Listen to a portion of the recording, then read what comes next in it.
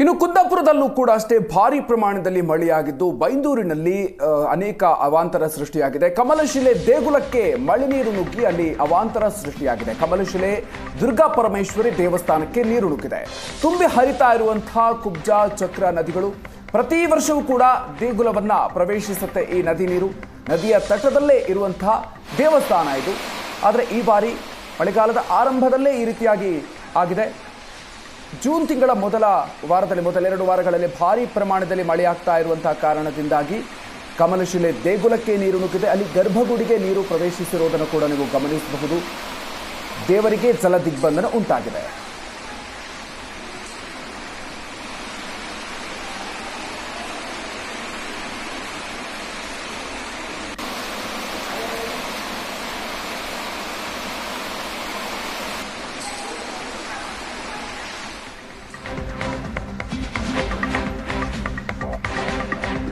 ಕಣ್ಣಿದ್ದು ಕುರುಡಾಯ್ತಾ ದಕ್ಷಿಣ ಕನ್ನಡ ಜಿಲ್ಲಾಡಳಿತ.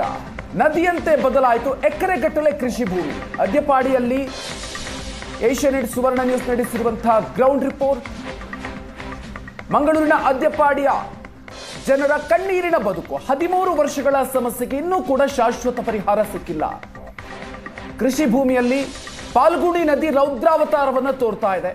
ಕೃಷಿ ಭೂಮಿಯಲ್ಲಿ ನೀರು ತುಂಬಿ ದೋಣಿಯಲ್ಲೇ ಪ್ರಯಾಣವನ್ನು ಮಾಡಬೇಕಾದಂತಹ ಪರಿಸ್ಥಿತಿಯಲ್ಲಿ ನಿರ್ಮಾಣ ಆಗಿದೆ. ಹಲವು ವರ್ಷದಿಂದ ಮುಗೇರುಕುದ್ರುವಿನಲ್ಲಿ ಇದೇ ರೀತಿಯಾಗಿರುವಂತಹ ಪರಿಸ್ಥಿತಿ ಇದೆ. ಆದರೂ ಕೂಡ ಜಿಲ್ಲಾಡಳಿತ ಈ ಬಗ್ಗೆ ಇನ್ನೂ ಕೂಡ ಯಾವುದೇ ರೀತಿಯಲ್ಲೂ ಕೂಡ ಕ್ರಮವನ್ನು ತೆಗೆದುಕೊಳ್ತಾ ಇಲ್ಲ ಅಂತ ಸ್ಥಳೀಯರು ಆಕ್ರೋಶವನ್ನು ವ್ಯಕ್ತಪಡಿಸ್ತಾ ಇದ್ದಾರೆ.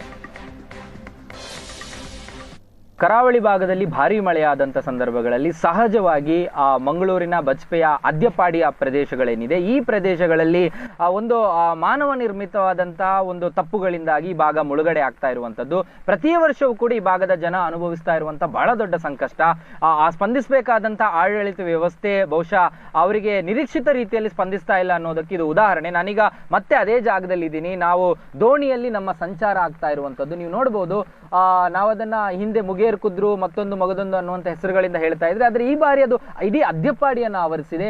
ಅದ್ಯಪಾಡಿಯ ಸುತ್ತಮುತ್ತ ಒಂದು ಡ್ಯಾಮ್ನ ನೀರಿನ ಆ ಕಾರಣದಿಂದಾಗಿ ಇಡೀ ಒಂದು ಜಾಗ ಮುಳುಗಡೆ ಆಗಿರುವಂಥದ್ದು ನೀವು ನೋಡಬಹುದು. ನಡುಗಡ್ಡೆ ಆಗಿದೆ.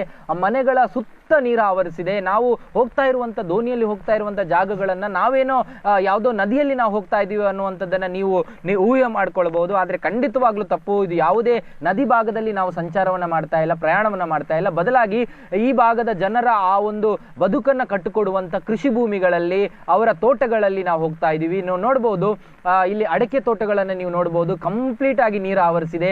ಅವರಿಗೆ ನಡ್ಕೊಂಡು ಹೋಗ್ಲಿಕ್ಕೆ ಯಾವುದೇ ಅವಕಾಶಗಳಿಲ್ಲ. ಅವರ ತೋಟಗಳನ್ನ ನೋಡ್ಕೊಳ್ಳಿಕ್ಕೆ ಅವಕಾಶಗಳಿಲ್ಲ.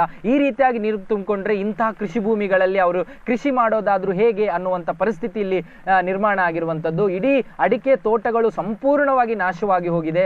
ನಾಶ ಅಂದ್ರೆ ಅದರ ಅಡಿಭಾಗಗಳಲ್ಲಿ ನೀರು ತುಂಬಿಕೊಂಡಿರುವಂತದ್ದು. ಎಲ್ಲೂ ಕೂಡ ಆಚೆ ಈಚೆ ಹೋಗ್ಲಿಕ್ಕೆ ಅವಕಾಶಗಳೇ ಇಲ್ಲದ ರೀತಿಯಲ್ಲಿ ಅವರ ಮನೆಯನ್ನ ಬಿಟ್ಟು ಹೊರಗಡೆ ಬರ್ಲಿಕ್ಕೆ ಯಾವುದೇ ರೀತಿಯಾದಂತಹ ಆಪ್ಷನ್ಗಳಿಲ್ಲ. ಕೇವಲ ದೋಣಿಯನ್ನ ಹೊರತುಪಡಿಸಿ ಅವರು ಯಾವುದೇ ಬೇರೆ ಆಲ್ಟರ್ನೇಟ್ ವ್ಯವಸ್ಥೆಗಳನ್ನು ಇಲ್ಲಿ ಬಳಸ್ಕೊಳ್ಳಿಕ್ಕೆ ಸಾಧ್ಯ ಇಲ್ಲ. ಬಹುಶಃ ಮಂಗಳೂರಿನಂತ ಸ್ಮಾರ್ಟ್ ಸಿಟಿ ಇರುವಂತಹ ಜಾಗದಲ್ಲಿ ಇಂತಹ ಸ್ಥಿತಿಯಲ್ಲಿ ಇವತ್ತಿಗೂ ಕೂಡ ಜನ ಬದುಕ್ತಾ ಇದ್ದಾರೆ ಮಳೆಗಾಲ ಬಂದ್ರೆ ಅನ್ನುವಂಥದ್ದು ನಿಜಕ್ಕೂ ಕೂಡ ದುರಂತ ಮತ್ತು ಇದು ನಿಜಕ್ಕೂ ಕೂಡ ಬೇಜಾರಿನ ಸಂಗತಿ. ಪ್ರತಿ ವರ್ಷ ನಾವು ಇಲ್ಲಿಗೆ ಬರ್ತೀವಿ, ಆದ್ರೆ ಅವರ ಸಮಸ್ಯೆಗಳು ಅವರಿಗೂ ಕೂಡ ಬೇಜಾರಾಗುತ್ತೆ. ಮಾಧ್ಯಮದವರು ಪ್ರತಿ ವರ್ಷ ಬರ್ತಾರೆ, ಆದ್ರೆ ಅವರ ಸಮಸ್ಯೆಗೊಂದು ಸೊಲ್ಯೂಷನ್ ಸಿಕ್ಕಿಲ್ಲ ಅನ್ನುವಂಥದ್ದು ಕೂಡ ಅಷ್ಟೇ ಸ್ಪಷ್ಟ.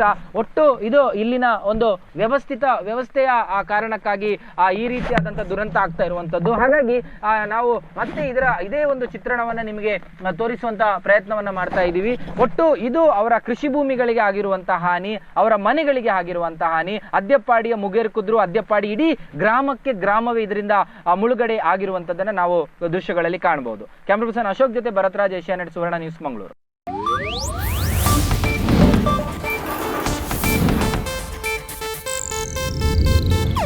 ಇದು ಏಷ್ಯಾನೆಟ್ ನ್ಯೂಸ್ ನೆಟ್ವರ್ಕ್ ಪ್ರಸ್ತುತಿ.